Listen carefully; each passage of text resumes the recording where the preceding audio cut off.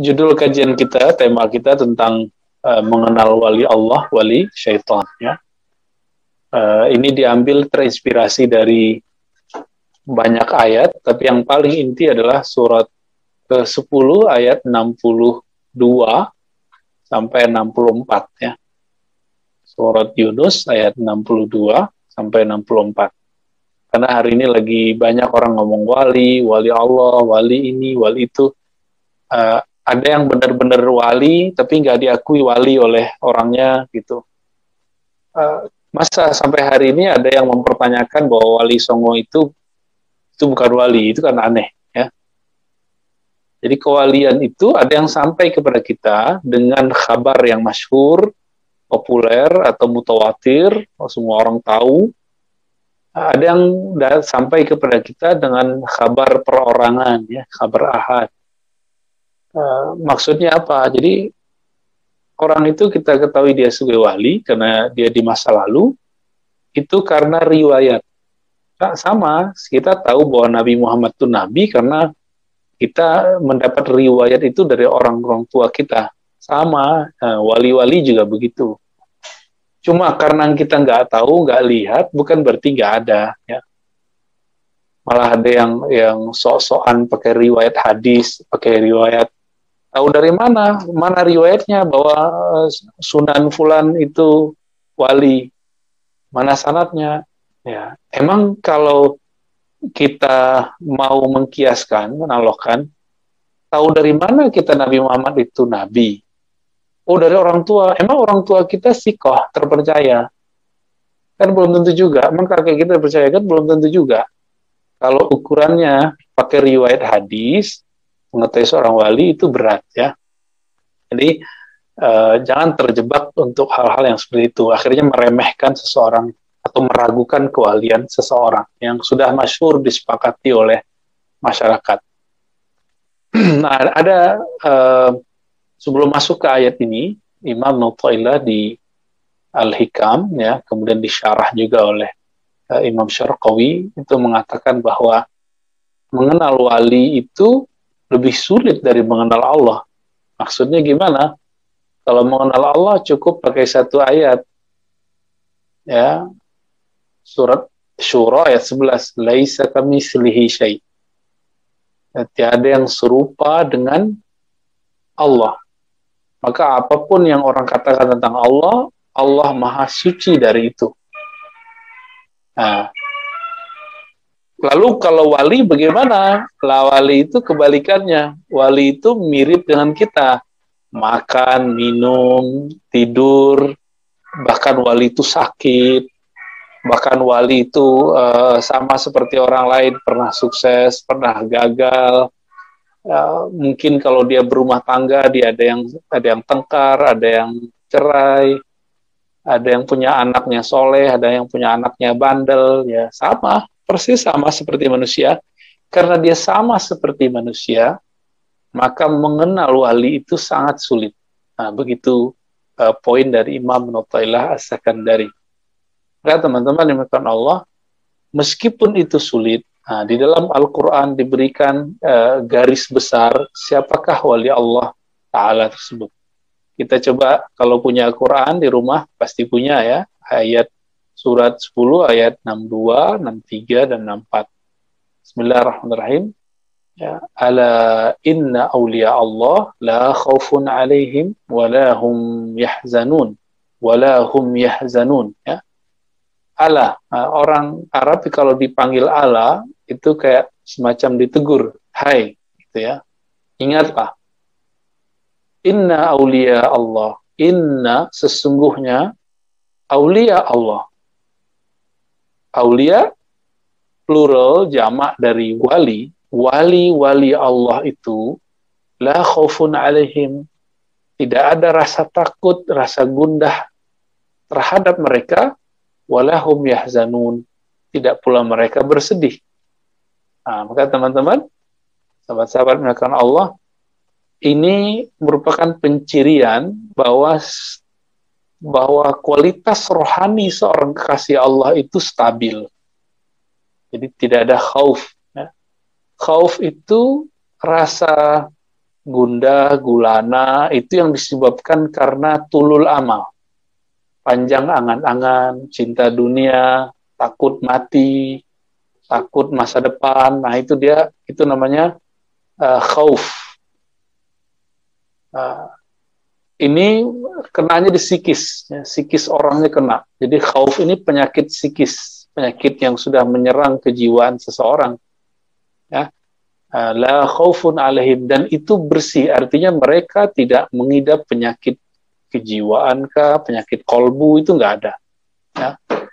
Karena tidak ada rasa takut terhadap masa depan, mereka tidak ada rasa iri, mereka tidak berprasangka kepada Allah Subhanahu wa taala. Itulah khaufun alaihim.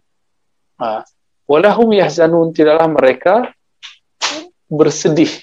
Bersedih ini pakai kata kerja, sedang dan akan, ya. Biasanya orang bersedih kenapa? Kita kenapa sedih?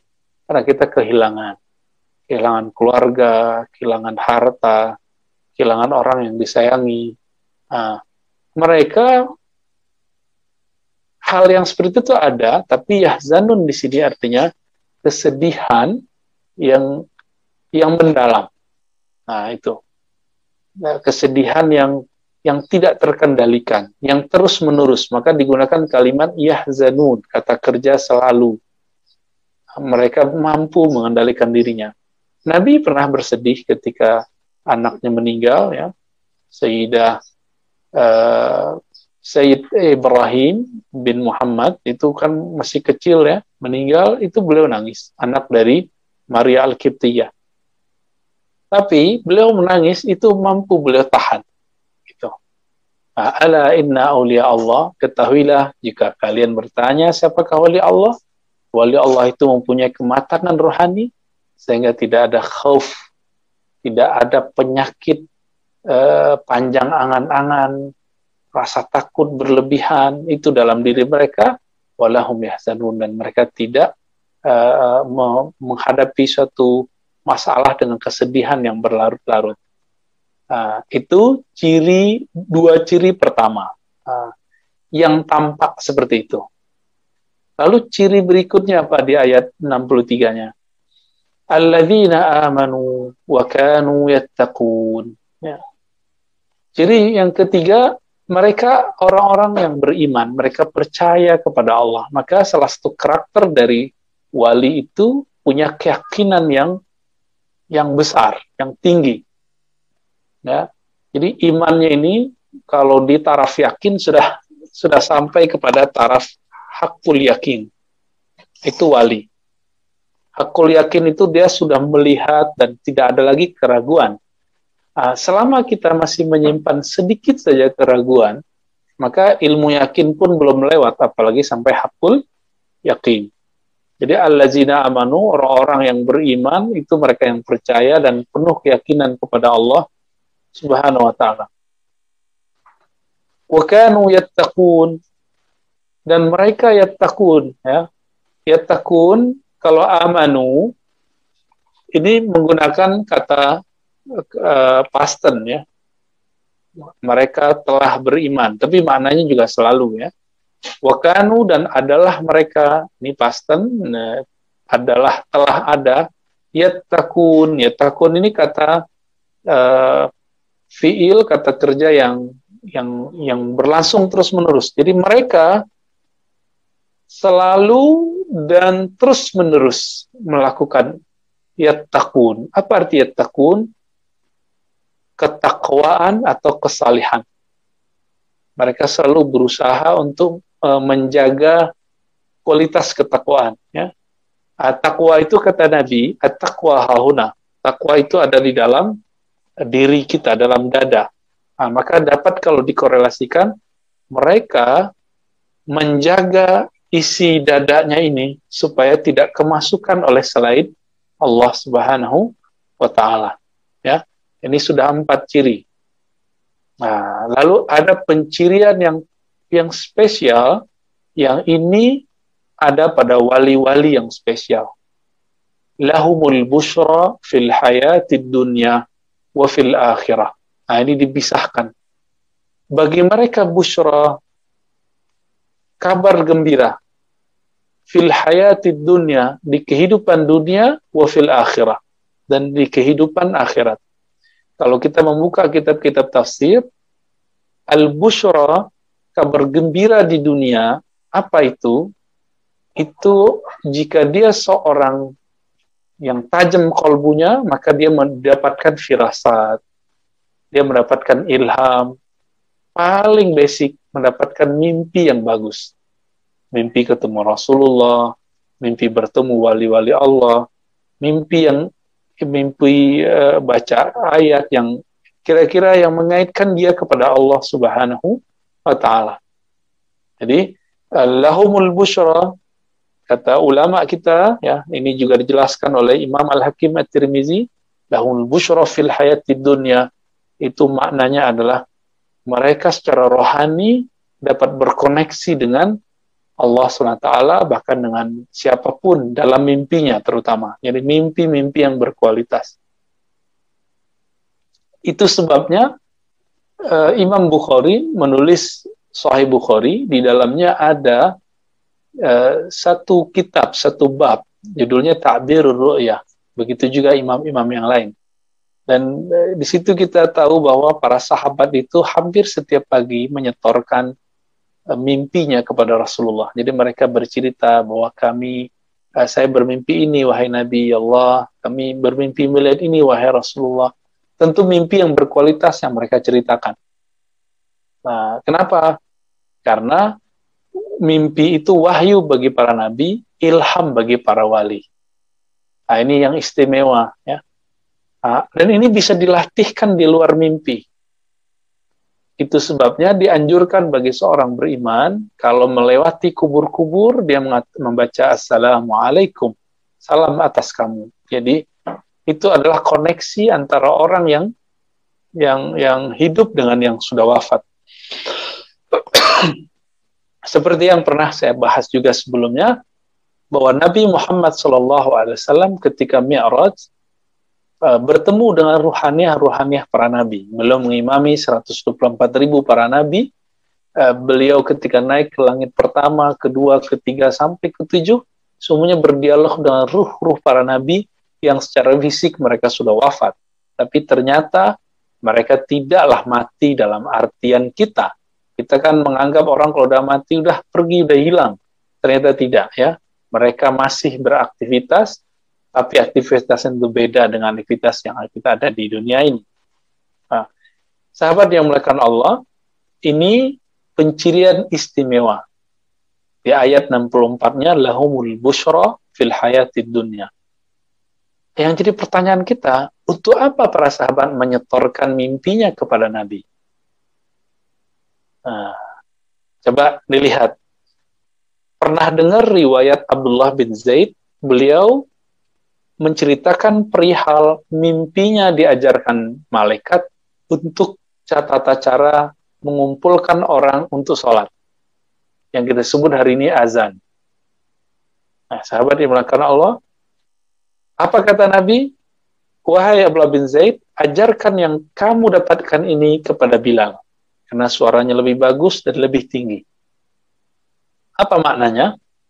Ternyata Nabi menggunakan mimpi-mimpi sahabat sebagai penguat apa yang beliau dapatkan. Walaupun beliau nggak butuh sebenarnya dengan mimpi sahabat. Kenapa? Tadi rumusnya tadi. Mimpi bagi Nabi adalah wahyu, bagi wali adalah ilham isyarat. Nah, karena di masa Rasulullah sudah tidak ada lagi Nabi, kecuali beliau sendiri, maka yang lain hanya berstatus sebagai wali. Ya. Nah, seandainya mereka hidup sebelum zaman Nabi, tentu Abdullah bin Zaid ya bakal jadi Nabi. Ya. Ketika Abdullah bin Zaid bercerita, Umar kemudian mendekat kepada Rasulullah dan mengatakan, wahai Rasulullah, aku bermimpi hal yang sama dengan Abdullah bin Zaid. Kok bisa sama? Gitu. Suatu kali Abdullah bin Umar melihat ada orang-orang bercerita mimpinya setiap pagi, maka beliau kemudian berdoa, ya Allah, tolong beri aku mimpi yang indah, yang bisa berkoneksi dengan malaikat-malaikat atau siapapun. Ya. Ternyata benar, dia tidur dalam keadaan suci, Allah perjalankan ruhnya sehingga bertemu dua malaikat. Besok pagi girangnya bukan main, ba'da subuh dia bercerita kepada Nabi mengenai pertemuannya dengan malaikat dalam mimpinya. Nah, teman-teman, kan Allah, lahumul busyra, orang yang bermimpi, kalau mengikuti teori gelombang otak, itu mereka yang gelombang otaknya sudah sangat tenang, jadi dari beta, alfa, kepada theta, ya. Jadi dia sampai ke gelombang theta. Kalau dihitung itu ya sekitar dari 4 sampai 8 ketenangannya. Nah, pada sosok orang-orang tertentu, kemampuan ketenangan ini bisa dalam keadaan jaga. Dalam keadaan jaga dia merasakan itu. Nah, inilah para nabi dan wali-wali yang tajam hatinya, dalam keadaan jaga dia bisa melihat yang tidak bisa dilihat oleh mata biasa, tapi mereka bisa lihat. Nah, ini bisa menjelaskan secara ilmiah sebenarnya kenapa ada orang menyaksikan sesuatu yang kita nggak saksikan. Dan yang terakhir, di ayat ini, wa fil akhirah, mereka dapat kabar gembira di akhirat. Kabar gembira di akhirat itu dengan surga. Surga itu ada dua macamnya, ada surga syahwat, ada surga ru'yat.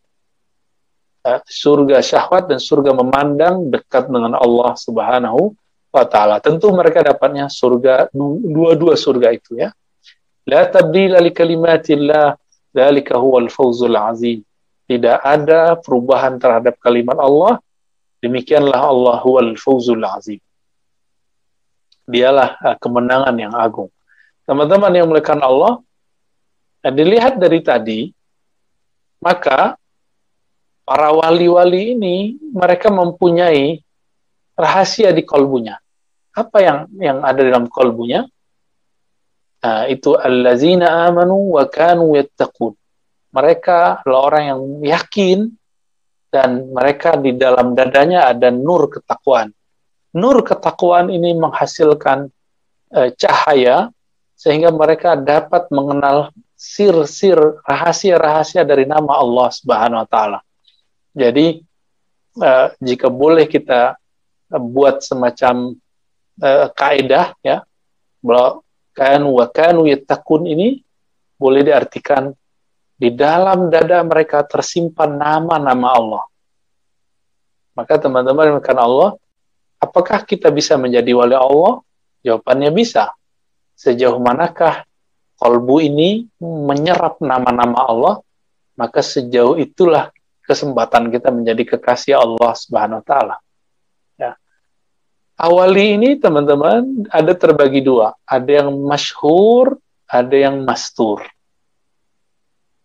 Ada yang masyhur, ada yang mastur. Ada yang populer, ada yang tidak populer. Wali yang masyhur tidak banyak dibandingkan wali yang mastur. Kebanyakan wali itu mastur. Pertanyaannya,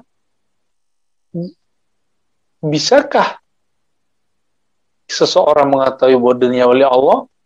Iya, jawabannya bisa.